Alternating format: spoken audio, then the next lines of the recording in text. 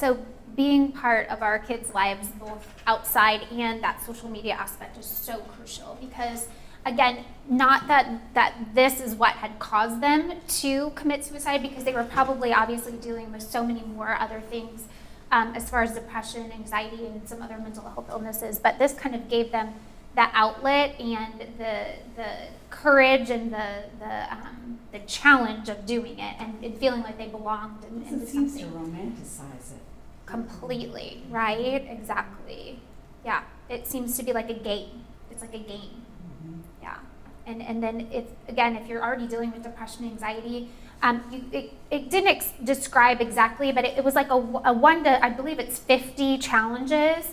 And so after each one, you had this person saying, good job, awesome, whatever, and so they felt a sense of accomplishment. And then that last challenge is to commit suicide. And if you didn't do it, then you're disappointing somebody or your community. I mean, it kind of gives you that additional push to do it because you have all these other people counting on you to do it. So it's very interesting.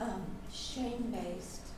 Exactly, shame-based, 100%. And so you've got somebody that's going to give you time, attention, recognition if you kill yourself. Absolutely. And I know you guys are probably very aware, and I can pull up the link if you're not, but there's the girlfriend being charged in the boyfriend's attempted suicide case, which again is up for debate. I mean, she was not physically there, but she was encouraging him over the phone to commit suicide, and so it's where is our responsibility? Where is our responsibility as human beings to help these people and not encourage them to do so? But again, more so for you just to acknowledge that it's out there. This is part of our day and age. Technology is not going away. Social media is not going away, right? But to acknowledge that there's things like that out there, and again, another huge risk factor to be acknowledging that our kids, if they're on social media a lot, what websites are they going to, looking at browser history, giving this information to parents. And I'd rather be overly cautious about it than underly cautious for sure.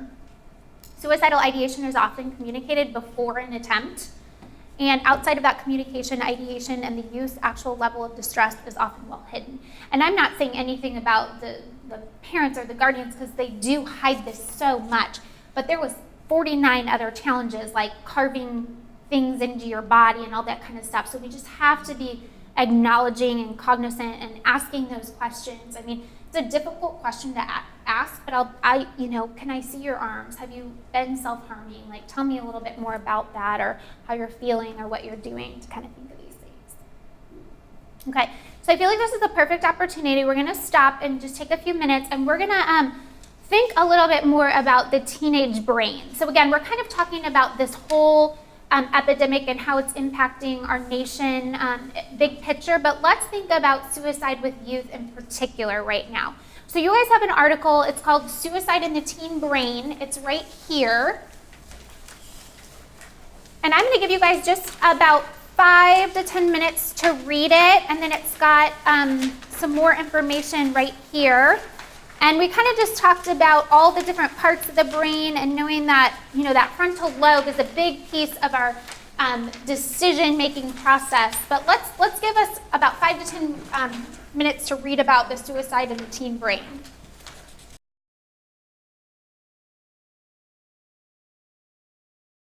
So I think this kind of helps answers maybe that more physical, genetic maybe piece of why with the connection between suicide and the teen brain. And I think this probably helped answer your question as well. When adults choose to commit suicide or attempt suicide, generally there are factors leading up to that, and there are warning signs. There's more preparation on the adult's part. But when the teenagers decide to take action, there are generally only a few minutes between when that decision is made and when the action takes place. And a lot of that has to do with where the brain is in the developmental process, right? Any other thoughts or takeaways from this particular article? Maybe something you knew already, but you found interesting, or anything new to you? So I also wanted to share just another piece of theory, and we're going to watch another video here in a minute too. And so This video also kind of goes along with that genetic component and that actual brain piece of the theory, and like we're predispositioned maybe with some mental illnesses or the way that our brain works and all those kind of things. This book is a very interesting book. It's called The Coddling of the American Mind, and I was actually reading it for a book study, and it talks about the youth suicide trends increasing so much. And the authors of this book have a kind of interesting theory, which I just wanted to bring to light as well, and maybe you guys as parents, as neighbors, as people in this community in particular. So he's just talking about the United States in general, but he kind of talks about a different theory as well. So more the environmental theory that our adolescents are kind of growing up in this age as well. So I'm just going to read a few quick little bits from this, and you kind of tell me your thoughts as well. So he starts by talking about the physical ways in which we kind of protect our children in this day and age. So the results were stunning. I'm just going to read this little quick insert. Among the children who had been protected from peanuts, 17% developed a peanut allergy. In the group that had been deliberately exposed to peanut products, only 3% have developed an allergy. As one of the researchers said in an interview, for decades, allergists have been recommending that young infants avoid consuming food such as peanuts to prevent food allergies. However, our findings are suggesting that this evidence was incorrect, and we may have contributed to the rise in the peanuts and other food allergies.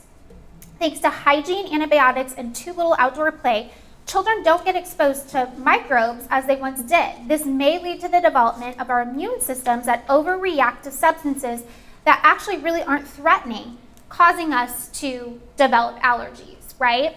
So that's the physical aspect of it, right? Just how we're kind of bringing up our children today. I know in particular, he kind of talks about this too, but my daughter goes to a preschool. There is absolutely zero peanuts, which is totally understandable because there are children out there who have quite an aversion to peanuts and can even, die from them, right? And so they're very protective about it.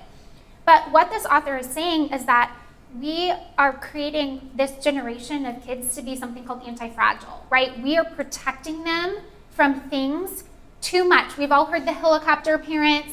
Now, do you know what the new term is? The lawnmower parent. Have you heard that, right? We mow the way, the path. We clear the path for our children, so that they are never exposed to small amounts of peanuts or small amounts to adversity, right? We don't allow them to have to go up to their teacher and say, you know what, I failed this test, what do I have to do, right? The parent is calling or emailing and saying, what does my child need to do to pass and get an A in class, right?